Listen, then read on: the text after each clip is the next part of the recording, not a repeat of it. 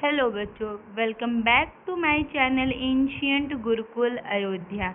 मैं ऋषिका आ गई हूँ जियोग्राफी के चैप्टर 4 को लेकर, जिसका नाम है मैप्स। इससे पहले हमारे चैनल पे जियोग्राफी के चैप्टर 3, हिस्ट्री के चैप्टर 4 और सिविक्स के चैप्टर 3 ऑलरेडी अपलोडेड है विथ लॉट्स ऑफ MCQ। चलिए स्टार्ट करते हैं अपना नेक्स्ट चैप्टर, जो कि है मैप्स। मैप्स जब हम वर्ड सुनते हैं तो हमारे दिमाग में एक इमेज क्रिएट हो जाती है कि किसी भी पर्टिकुलर एरिया का या किसी भी पर्टिकुलर जगह का पिक्चर क्रिएट हो जाती है। फॉर एग्जांपल, अगर हम मैप्स की बात कर रहे हैं तो सबसे पहले अपने ही इंडिया की बात करते हैं। जैसे हम इंडिया नाम लेते हैं तो हमारे दिमाग में एक इंडिया की एक ऐसी पिक्चर जो है वो क्रिएट हो जाती हैं। और वर्ल्ड की बात की जाए तो वर्ल्ड की भी हमारे यहाँ पे दिमाग में एक पिक्चर क्रिएट हो जाएगी कि जो वर्ल्ड है वो समथिंग ऐसा कुछ है। तो मैप में ऑल ओवर हम ये देखते हैं कि किसी भी जगह जाने का एक क्विक या आसान वर्जन जो हम देख सकते हैं, जिसके थ्रू हम उस लोकेशन का पता लगा सकते हैं कि हम अगर आजकल तो हमारे पास इतनी टेक्नोलॉजी हो गई है कि हम गूगल मैप का यूज़ करते हैं। गूगल मैप में हम क्या करते हैं कि सबसे पहले हम टाइप करते हैं लोकेशन, देन फिर वो हमें मैप में बताता है कि ये आप राइट लेंगे, देन लेफ्ट लेंगे, देन स्ट्रेट जाएंगे, फिर यहाँ पर वो जो जगह जिस प्लेस पर आप जाना चाहते हैं वो आपको मिल जाएगी। तो ऑल ओवर चैप्टर में हम यही पढ़ने वाले हैं कि what is the use of the map, how develop map and how discover map, यही सारी चीज़ें। You have learned in the previous chapter that the advantages of globe. हमने पुराने चैप्टर में क्या पढ़ा था? Advantage of globe. ग्लोब के बारे में ही हमारा पूरा चैप्टर था और हमने उसके एडवांटेज के भी बारे में भी पढ़ा था। However, globe has limitation as well. जैसे ही ग्लोब के एडवांटेज हैं, क्या वैसे ही ग्लोब के लिमिटेशंस भी हैं?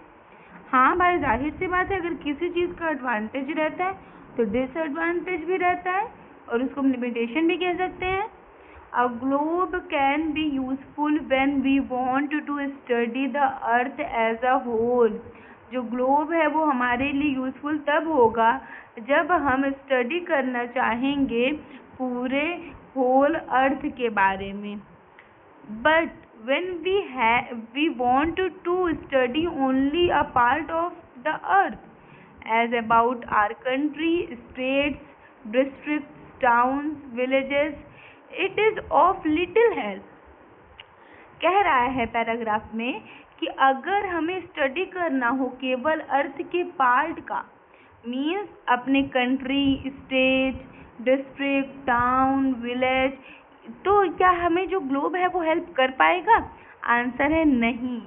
इन such a situation we use maps. इसी सिचुएशन में हम मैप का इस्तेमाल करते हैं। A map is a representation or a drawing of the earth surface or a part of a drawn on a flat surface according to the scale. जो map है, मैप की डिफिनेशन देखिए यहाँ पर है। जो मैप है वो एक ऐसा रिप्रेजेंटेशन है, या तो अर्थ का एक ऐसा डिज़ाइन है अर्थ के सरफेस का, या तो एक ऐसा पार्ट है जो कि फ्लैट सरफेस पे स्केल के अकॉर्डिंग ड्रॉ कर दिया गया है। तो अगर क्वेश्चन आता है व्हाट इज मैप, आप यही पैराग्राफ उठाकर वहाँ पर लिख देंगे। But it is impossible to flatten a round scale completely। पर ये इम्पॉसिबल है कि इसको फ्लैटेंड वे में लिखना, क्योंकि ये राउंड स्केल है कम्प्लीटली, ये फ्लैटेंड तो है नहीं। If we find that maps are useful to us, जो मैप है हम उसे फाइंड आउट करते हैं कि ये हमारे लिए कैसे यूजफुल है। फॉर वेरियस पर्पस, ये जो मैप है वो हमारे लिए वेरियस पर्पस के लिए क्या है? यूजफुल है। One map shows a small area and a few facts. जो एक मैप है वो शो करता है स्मॉल एरिया को और कुछ फ्यू फैक्ट्स को भी। अनदर मैप में contain as many facts as a big book. जो दूसरा मैप है वो कंटेन करता है दूसरे फैक्ट को, जिसको हम एक बिग बुक के नाम से जानते हैं। When many maps are put together, we get an atlas. जब हम बहुत से मैपों को एक साथ रखते हैं तो उसे हम एटलस कहते हैं.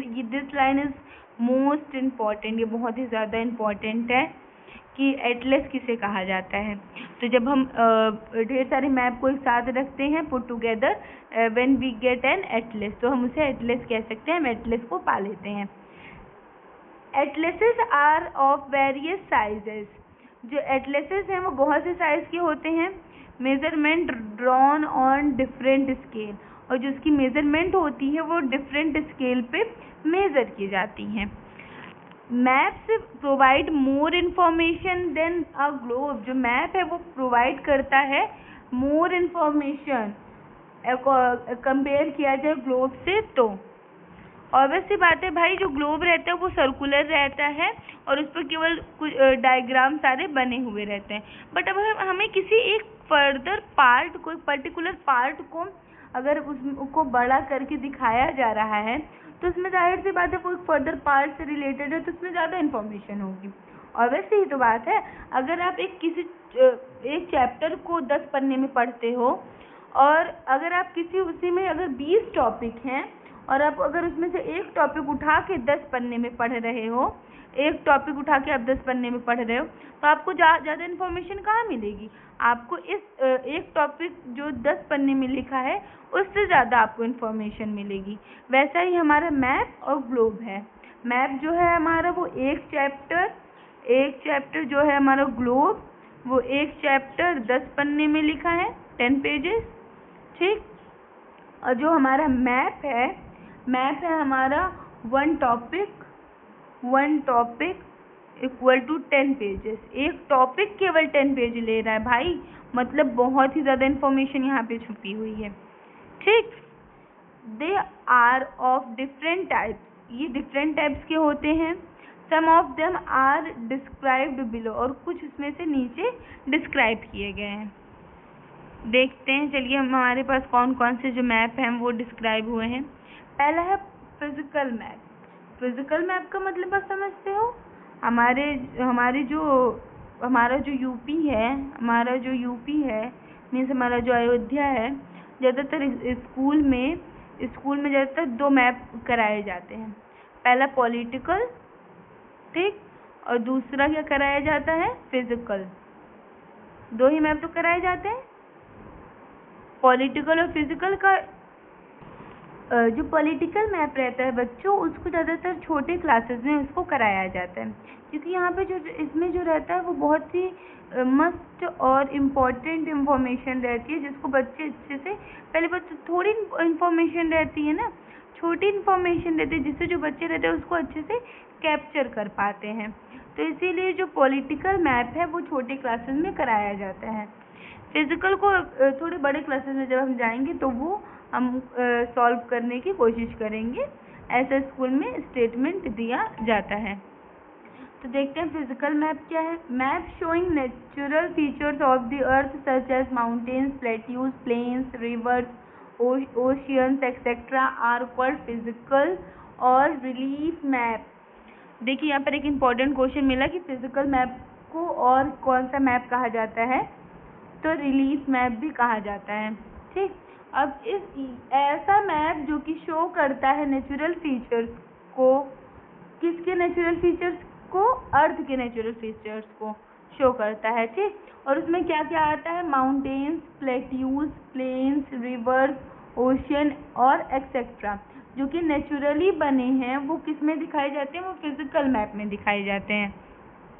और पॉलिटिकल मैप में क्या है, maps showing cities, towns, villages and different countries and states of the world with their boundaries are called political map. हाँ, जो पॉलिटिकल मैप होता है उसमें सिटीज़ को शो किया जाता है, टाउन को शो किया जाता है, विलेज को शो किया जाता है, कंट्रीज़ को, स्टेट ऑफ द वर्ल्ड और उनकी बाउंड्रीज मीन्स उनके बैरियर क्या हैं उनको भी शो किया जाता है. ठीक. उनके बैरियर क्या है उनको भी शो किया जाता है, और इसी को पॉलिटिकल मैप कहा जाता है. दोनों में डिफरेंसेस भी आते हैं, दोनों के एडवांटेज डिसएडवांटेज आते हैं, दोनों में क्या सिमिलैरिटीज़ है ये भी आते हैं। तो ये दोनों टॉपिक को दोनों एक दूसरे से मिलते जुलते हैं तो कन्फ्यूज़न बहुत होती है। ठीक, अगर इसके नेम को रेफरेंस मान के चलते हैं तो हम इसको ऐसे भी याद कर सकते हैं कि जो फिजिकल मैप है मीन्स इसमें सारी नेचुरल चीज़ें दिखाई जा रही हैं, तो इसको हम ये मान के चलें कि फिजिकली इंडिया कैसे दिखता है। इंडिया में फिजिकली माउंटेन दिखने को मिलते हैं, प्लेट्यूज, प्लेन्स, रिवर्स, ओशंस, तो ये सारी चीज़ें फिजिकल चीज़ें। यहाँ पे केमिकल चीज़ का यूज़ नहीं किया गया, इसको मैन मेड चीज़ों का यहाँ पे इस्तेमाल नहीं किया गया, मैनों ने नहीं बनाया, इंसान ने नहीं बनाया, ह्यूमन बीइंग ने नहीं बनाया। तो फिजिकली मैप में ऐसे हमारे आते हैं फीचर्स जो कि बाई नेचुरली मेड रहते हैं। ठीक, नेक्स्ट मैप है हमारा, नेक्स्ट है थीमेटिक मैप। थीमेटिक मैप क्या होता है बच्चों? जैसे जैसे मैप का आप वो देखते हैं कि मैप पे 1 हमने पढ़ा था फिजिकल मैप, देन फिर हमने पढ़ा मैप 2 में पॉलिटिकल मैप, देन फिर हमने 3rd में पढ़ा थीमेटिकल मैप, थीमेटिक मैप। ठीक, थीमेटिक मैप। तो जैसे जैसे आप आगे बढ़ते जाओगे वैसे वैसे इसकी जो इन्फॉर्मेशन है वो और भी ज़्यादा इंफॉर्मेटिव बनती जाएगी, मीन्स कि और भी ज़्यादा उसके जो लेवल है वो इंक्रीज होते जाएंगे। तो देखते हैं थीमेटिक मैप क्या है। Some maps focus on specific information, ऐसे मैप जो स्पेसिफिक इंफॉर्मेशन पे फोकस करते हैं उसे थीमेटिक मैप कहा जाता है। Such as road maps, rainfalls maps, maps showing distribution of forest, industries etcetera are known as thematic maps. इतनी छोटी छोटी चीज़ों को इन्फॉर्म करता है, इंफॉर्मेशन कलेक्ट करता है, जैसे किसी रोड के मैप का, किसी रेनफॉल के मैप का, और ऐसे मैप जो कि डिस्ट्रीब्यूशन ऑफ फॉरेस्ट को शो करे, इंडस्ट्रीज़ को शो करे, तो इसे थीमेटिक मैप भी कहा जाता, इसे थीमेटिक मैप ही कहा जाता है। Suitable titles are given on the basis of information provided in these maps. जो सुटेबल टाइटल हैं इन सारी इंफॉर्मेशन के बेसिस पे वो इन सारे मैप में दिए गए हैं। There are 3 components of map. Map के 3 component हैं, डिस्टेंस, डायरेक्शन, सिंबल। क्या क्या? डिस्टेंस है, डायरेक्शन है, सिंबल है। दूरी, दिशा और हमारे सिंबल मीन्स साइन। वो वाला साइन मत समझिएगा, मतलब किसी भी टाइप का सिंबल बना दिया गया जिसके जो पढ़ा लिखा ना हो तो फिर वो सिंबल के थ्रू वैसे साइन की बात की जा रही है, इसकी सिंबल के थ्रू पहचान जाए। पहला आता है, हम कंपोनेंट पढ़ रहे हैं मैप के, तो पहला कंपोनेंट है डिस्टेंस। डिस्टेंस क्या है? Maps are drawing which reduce the entire world or a part of it fit on a sheet of paper. Map एक ऐसी ड्राइंग है जो कि रिड्यूस करती है इंटायर वर्ल्ड और part of the sheet, part to fit on the sheet of paper, ऐसे part को जो कि एक शीट ऑफ पेपर पे फिट हो रहा है।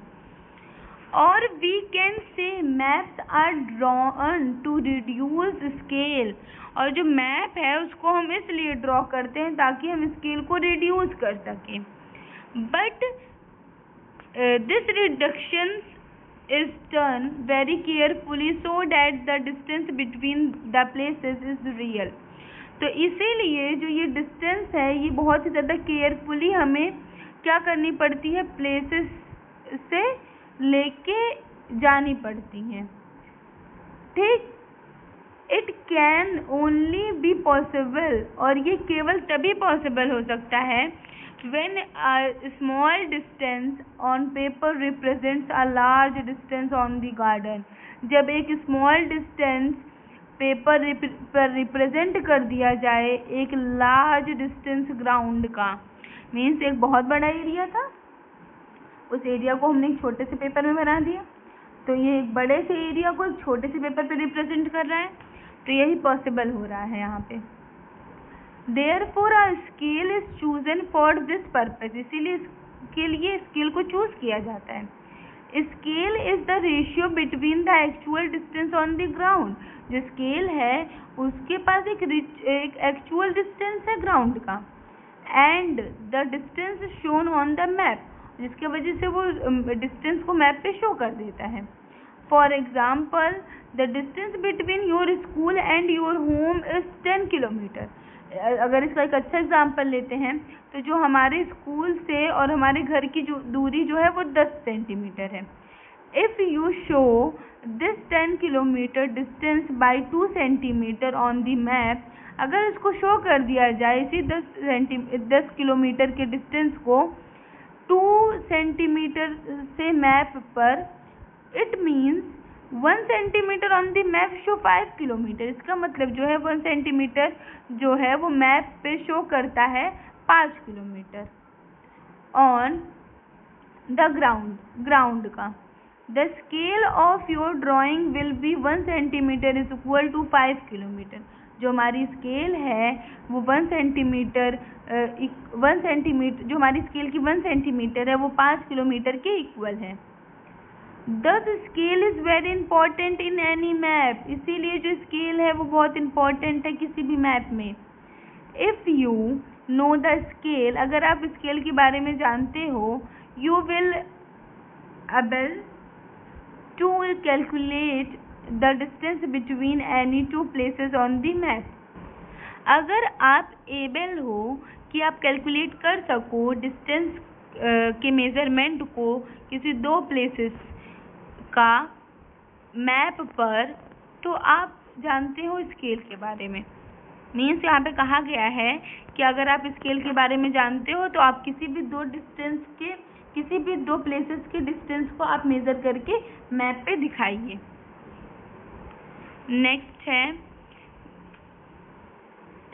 है बच्चों, when large areas like continent और countries are to be shown on a paper।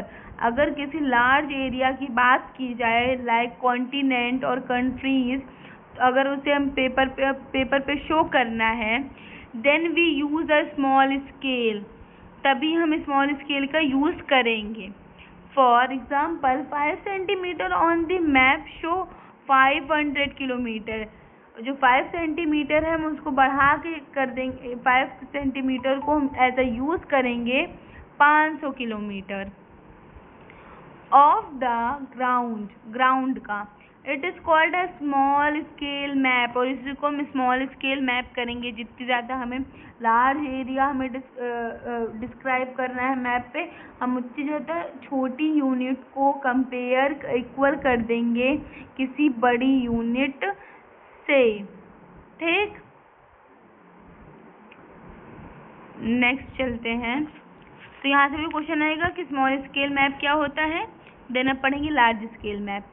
When a small area like your village or a town is to be shown on a paper, अगर किसी small area की बात की जाए, for example आपका गांव या आपका शहर, अगर उसको आपको पेपर में शो करना है, then we use a large scale, तब हम एक लार्ज स्केल का यूज़ करेंगे। For example 5 centimetre on the map show 500 metre, तो हम 5 सेंटीमीटर को कंपेयर इक्वल कर देंगे, 5 सेंटीमीटर को हम इक्वल कर देंगे 500 मीटर से। इससे पहले देखिए हमने क्या शो किया था, 500 किलोमीटर के इक्वल किया था।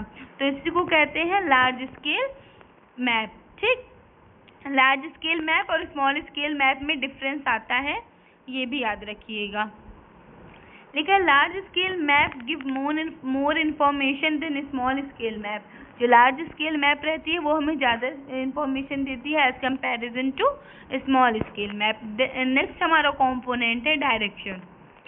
डायरेक्शन में हम ये पढ़ते हैं कि कौन सी दिशा किस तरफ है। डायरेक्शन का मतलब होता है north, west, east and south.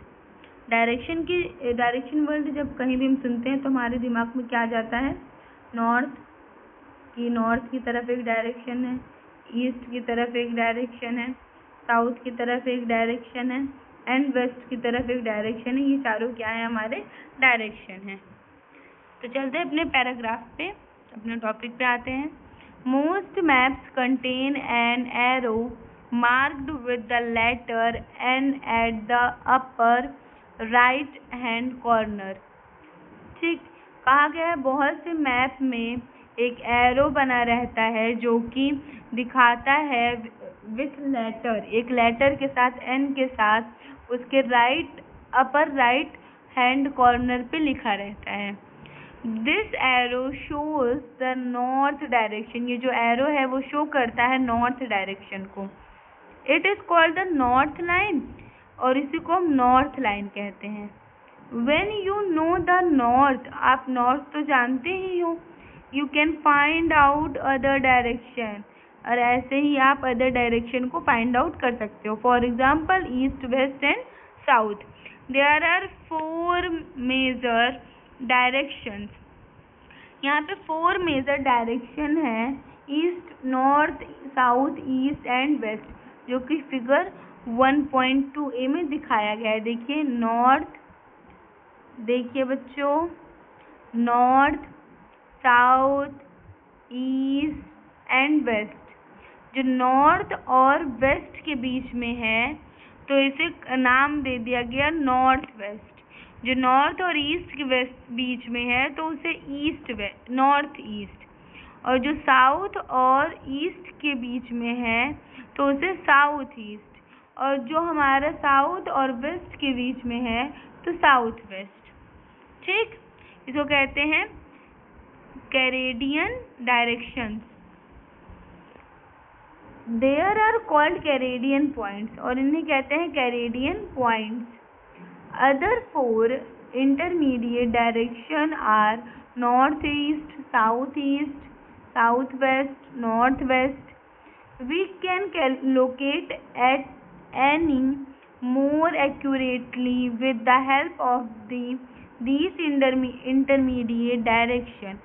ये जो आपको अदर और 4 इंटरमीडिएट डायरेक्शन दिखे हैं, मीन्स जो बीच में है, ये सारे क्या हैं, ये इसलिए बनाए गए हैं ताकि जो हम सारे प्लेसेस को लोकेट कर सकें accurately, means exactly with the help of the intermediate direction. For example कोई एक ऐसी लोकेशन है जो बीचों बीच में है, तो अगर इंटरमीडिएट ना बना होता तो हम क्या कहते हैं, नॉर्थ और साउथ के बीच में है, वैसे हम क्या कहते हैं, नॉर्थ वेस्ट में पाया जाता है।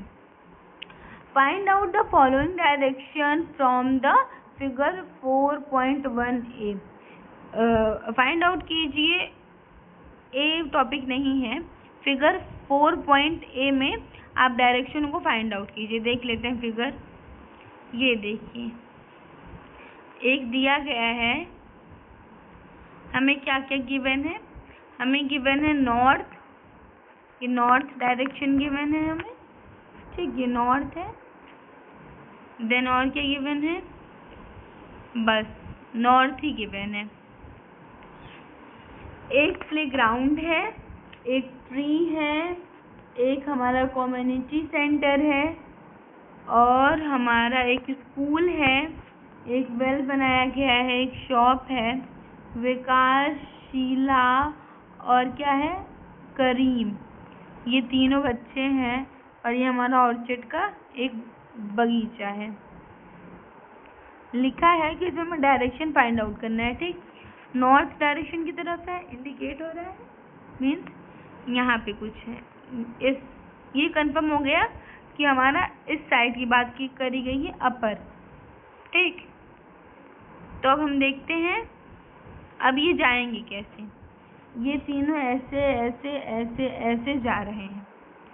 तो हमने देखा कि नॉर्थ साइड तो हमारा ये है, और हमारा डायरेक्शन कैसे बना है, कुछ ऐसा है, कुछ ऐसा है डायरेक्शन हमारा। यहाँ पे है north, south, west and east.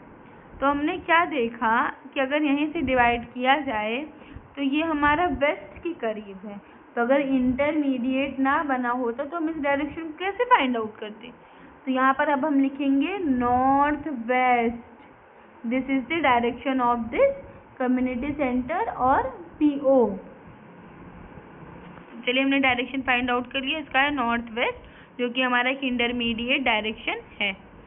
The direction of the community centre, जो डायरेक्शन है कम्युनिटी सेंटर की, the playground from the Vikas house, Vikas के हाउस से, जो प्लेग्राउंड से जो विकास के हाउस का है, कहा जा रहा है जो डायरेक्शन है कम्युनिटी सेंटर का, from playground from Vikas house, playground से विकास के हाउस से, प्लेग्राउंड विकास से हाउस से।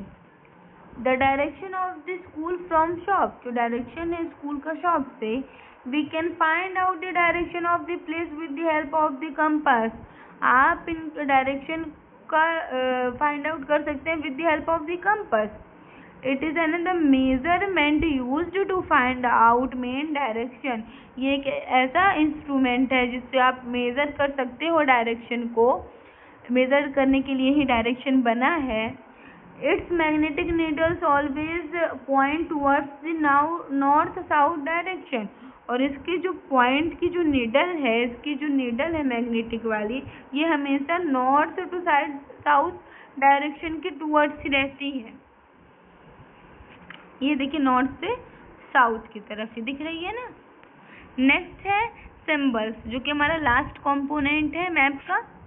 It is the third important component of the map, तीसरा इम्पोर्टेंट कंपोनेंट है मैप का। It is not possible to draw on a map the actual shape and size of the different features such as buildings, roads, bridge, trees, railways lines और a well. अगर हमारे पास symbol ना हो तो हम इसको ड्रॉ ही नहीं कर सकते, ये पॉसिबल ही नहीं है कि मैप पे एक एक्चुअल शेप बना सके या साइज बना सके किसी भी डिफरेंट फीचर का। फॉर एग्जांपल जैसे बताया गया building, road, bridge, trees, railway lines and well, कुआं। So they are shown by using certain letters, shades, colours, pictures and lines. तो इसीलिए हम इसका यूज़ सिंबल्स का यूज़ करके, for example certain letter, shapes या कलर या पिक्चर या लाइन का यूज़ करके हम इसको इंडिकेट करते हैं। नेक्स्ट है these symbols give a lot of information in a limited space। जो सिंबल है ये एक लिमिटेड स्पेस में ढेर सारे इंफॉर्मेशन देते हैं। with the use of these symbols maps can be drawn easily or a simple to read। और इन्हीं सिंबल का इस्तेमाल करके हम मैप को बनाते हैं जिससे हम इजीली ड्रॉ भी कर पाते हैं और सिंपल हम उसको समझ भी पाते हैं। Even if you don't know the language of an area, therefore cannot ask someone for direction, you can collect information from maps with the help of these symbols। Maps have the universal language that can be understood by all। अगर आप language किसी भी area का नहीं समझ पाते हो तो आप क्या कर सकते हो कि आप डायरेक्शन नहीं, तो आप डायरेक्शन भी नहीं समझ पाओगे। तो इसीलिए आप कलेक्ट करिए इन सिंबल की हेल्प से मैप में जितनी भी इंफॉर्मेशन दी गई है, देन फिर उस मैप को आप किसी से भी आप अंडरस्टूड कर सकते हो, क्योंकि जो मैप में जो सिंबल है वो एक यूनिवर्सल लैंग्वेज है और उससे सारे लोग उसको अंडरस्टैंड कर पाते हैं। This is an international agreement regarding the use of these symbols। ये एक इंटरनेशनल एग्रीमेंट है रिगार्डिंग इन सारे सिंबल के use. These are called conventional symbol, और इसको हम कहते हैं कन्वेंशनल सिंबल भी कहते हैं। Some of the conventional symbols are shown in figure 4.3। कुछ कन्वेंशनल सिंबल फिगर 4.3 में दिखाए गए हैं। देखिए इसमें कुछ information by the help of the symbol दिया गया है। पहला है रेलवे लाइन। रेलवे लाइन में क्या आता है, ब्रॉड गॉज, मीटर गॉज और रेलवे स्टेशन। तो ये सारे पहले है हमारा ब्रॉड गॉज, देन फिर मीटर गॉज और फिर हमारा रेलवे स्टेशन का सिंबल है। ठीक, नेक्स्ट है रोड्स। रोड्स में क्या आता है, मेटल्डेड एंड अनमेटल्डेड। मेटल्डेड ये है और अनमेटल्डेड ये है। बाउंड्रीज में इंटरनेशनल, स्टेट एंड डिस्ट्रिक्ट है। इंटरनेशनल ये है, स्टेट ये है और डिस्ट्रिक्ट ये है। River, well, tank, canal, bridge, river, well, tank, canal, bridge, temple, church, mosquito, छतरी, टेम्पल, चर्च, मॉस्किटो, छतरी, post office, post, telegraph office and police station, post office, post, telegraph office and police station, settlement, graveyard, settlement, graveyard, trees, grass, trees, grass. ये सारे symbol हैं, ठीक। लिखा है various colour are used for same purpose. Various colour को same purpose के लिए use किया जाता है। For example, generally blue is used for showing water bodies, brown of mountains, yellow for plateau and green is used for plains. जैसे कि जो blue colour है उसका यूज वाटर को दिखाने के लिए किया जाता है, water bodies, and brown for mountain, और ब्राउन कलर माउंटेन के लिए भी। इनफैक्ट जब हम छोटे बच्चे रहते हैं तो जब हम ये वाले सीनरी बनाते हैं तो हम फिर यहाँ से नदी निकालते हैं तो इसको ब्लू कलर से करते हैं, है ना। एक एग्जांपल मैं दे रही हूँ आपको, yellow for plateau and green for use plain. Plain के लिए ग्रीन यूज किया जाता है। नेक्स्ट है हमारा स्केच प्लान, ठीक। इसको पढ़ लेते हैं तो फिर मैं आपको वो वाला टॉपिक समझाती हूँ। पहले समझा ही देते हैं। जब पहले हम छोटे थे तो हम इसको ये डायग्राम बनाते थे। कौन सा? ये, कि यहाँ पे है हमारा माउंटेन, माउंटेन हमने बना लिया। देन फिर हमने यहीं से रिवर निकाल दी, हमने यहीं से रिवर निकाल दी, ठीक। रिवर निकाल दी। हमने यहाँ पे कुछ ट्री बना दिए, ट्री बना दिए। यहाँ पे हमने सन बना दिया अपना, ठीक। सन बना दिया हमने, सन हमारा बन गया। अब हमारी ड्राइंग कंप्लीट हो गई। अब कलर करना है। सन हम हमेशा देखते हैं येलो कलर से रहता है, येलो कलर कर दिया। देन फिर हम देखते हैं कि हमने पढ़ा था कि जो हमारे माउंटेन्स रहते हैं वो कौन से कलर के रहते हैं, वो ब्राउन कलर के रहते हैं। अब यहाँ पे ब्राउन नहीं है तो इसीलिए आप इसी को ब्राउन मान लीजिए, ठीक। इसको आप ब्राउन मान लीजिए। ये क्या है? ये ब्राउन कलर है, इसको ब्राउन मान लीजिए। कलर मेरे पास ब्राउन अभी अवेलेबल नहीं है तो इसको ही आप ब्राउन मान लीजिए, ठीक। ये कौन सा कलर है? ये ब्राउन है। नेक्स्ट है हमारा, हो गया है ये ब्राउन कलर से जो रहती है वो ट्री की ब्रांच भी रहती है, ये हो गया। अब हमने पढ़ा कि ब्लू कलर से वाटर बॉडीज दिखाई जाती है ना, तो दिखा देते हैं भाई ब्लू कलर से वाटर बॉडीज। इसमें कौन सी बड़ी बात है? ब्लू कलर से हमने वाटर बॉडीज दिखा दी, है ना। वाटर बॉडी भी हमारी हो गई तैयार बन के। अब देन हम दिखाएंगे ग्रीन कलर से अपना ट्री, ट्री, प्लेन्स, प्लेन्स भी हमारे कौन से कलर के हैं? ग्रीन कलर के हैं। तो पहले हम ऐसा कुछ समथिंग बनाते थे। अब यही सारी चीज़ें हमें बताई जा रही है। तो आपसे देखिए, आप जो हमारी जो सोशल साइंस सब्जेक्ट है बच्चों, वो हमको कनेक्ट करा के चलाता है। कनेक्ट करते करते वो हमारी जो लाइफ है, जो हमारी लाइफ चल रही है, उसके हिसाब से ही हम पढ़ते रहते हैं। बस आगे ये होता है कि आगे बढ़ते नहीं हैं, भले चाहे जितना पढ़ते रहे। तो अगर आप अपने लाइफ से रिलेट करके चलोगे, अच्छे से पढ़ोगे, तो फिर आप सक्सेसफुल होने से आपको कोई नहीं रोक सकता। नेक्स्ट है स्केच। स्केच मतलब आप समझते हो, स्केचिंग करना। Sketch is a drawing mainly based on memory and spot observations और एंड नॉट टू स्केल। जो स्केच है वो एक ऐसी ड्राइंग है जो कि मेमोरी के बेस पे की जाती है और स्पॉट को ऑब्जर्व करने के लिए, ना ही किसी स्केल का इस्तेमाल करके।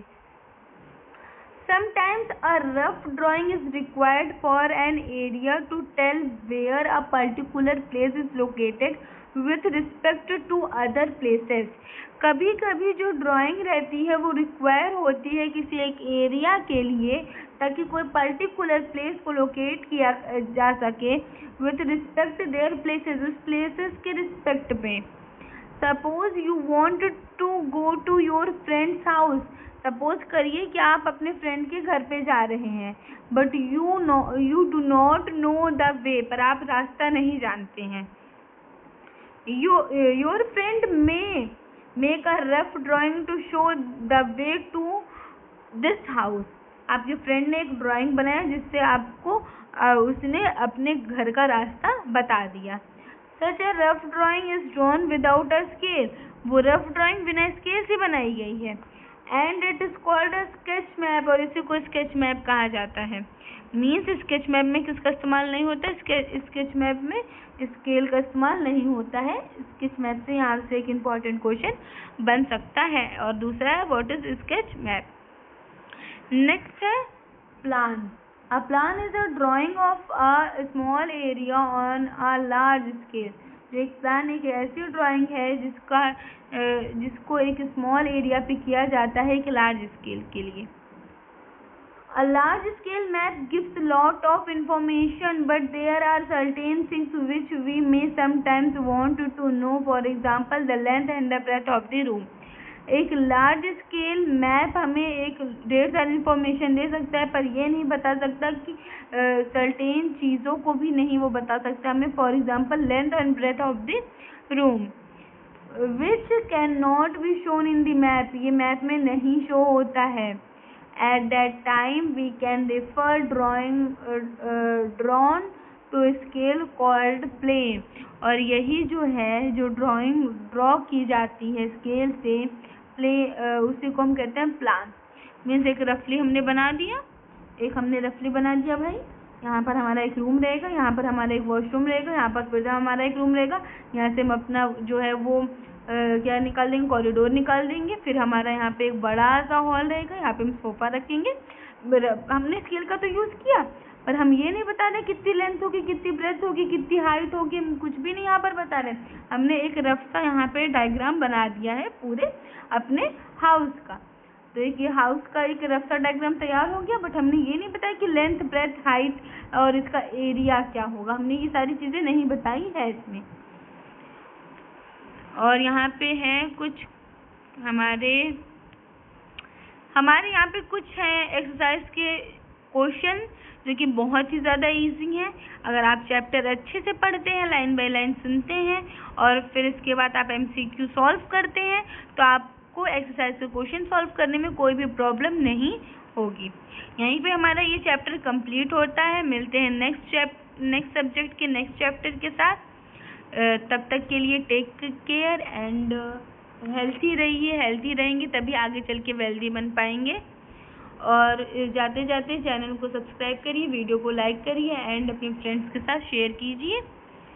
और अगर आपको किसी भी टाइप की नीड है या अगर आप चाहते हैं कि इसको और भी अच्छे से एक्सप्रेस किया जा सकता है, तो आप विदाउट एनी हेजिटेशन आप कमेंट बॉक्स में पिन कर सकते हो. Thank you. Have a nice day.